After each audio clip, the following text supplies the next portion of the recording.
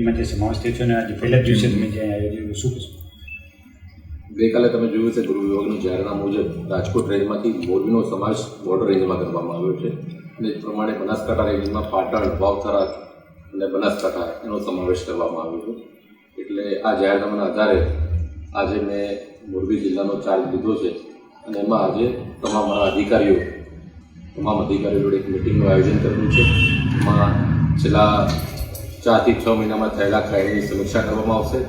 મોરબીને લગતા પ્રશ્નો કે કાયદો વ્યવસ્થાના હોય, તમે પણ લોકોએ જણાવ્યા ટ્રાફિકની સમસ્યા હોય કે આ બધી એ બધા વિશે વિસ્તૃત ચર્ચા કરવામાં આવશે અને એનું આગામી સમયગાળામાં નિરાકરણ માટે પ્લાનિંગ કરવામાં આવશે.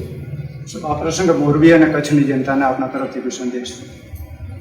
કચ્છમાં તો ઓલરેડી છું, પણ મોરબી અત્યારે અહીંયા આવ્યો છું તો મોરબીના લોકોને એટલું જ કહેવા માંગીશ કે ખૂબ સુંદર ટીમ કામ કરી રહી છે. એસપી અને તમામ અધિકારીઓ કાયદો વ્યવસ્થાને જાળવવા માટે, ક્રાઇમને ડિટેક્શન કરવા માટે ખૂબ મહેનત કરી રહ્યા છે, ખૂબ સારું કામ કરી રહ્યા છે. તો તમામ લોકો એમાં સહયોગ આપે. કોઈ પણ ઇન્ફોર્મેશન હોય, કોઈને પણ મદદની જરૂરિયાત હોય તો મારો સંપર્ક કરી શકે છે. મારો નંબર પણ હું તમારી સામે જ અત્યારે કહેવા માંગીશ, 9974808571. કોઈ પણ કામ હોય તો વિના સંકોચે મને પણ ફોન કરી શકે છે, મારા તમામ અધિકારીઓને પણ ફોન કરી શકે છે.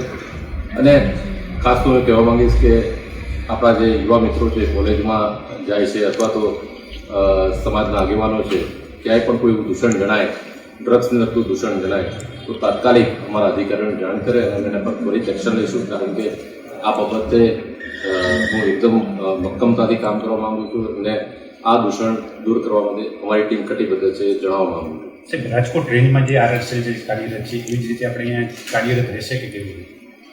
એ પરિસ્થિતિ પ્રમાણે હું જોડાયું છે ને તો સમયે તમને ખ્યાલ પણ આવી જશે. એ તો અમારી ટીમ કામ પણ કરી રહી છે અને મારી પણ ટીમ છે એ પણ કામ કરે. સાથે મળીને અમે સરસ મોરબીના હિતમાં સારું કામ કરીશું.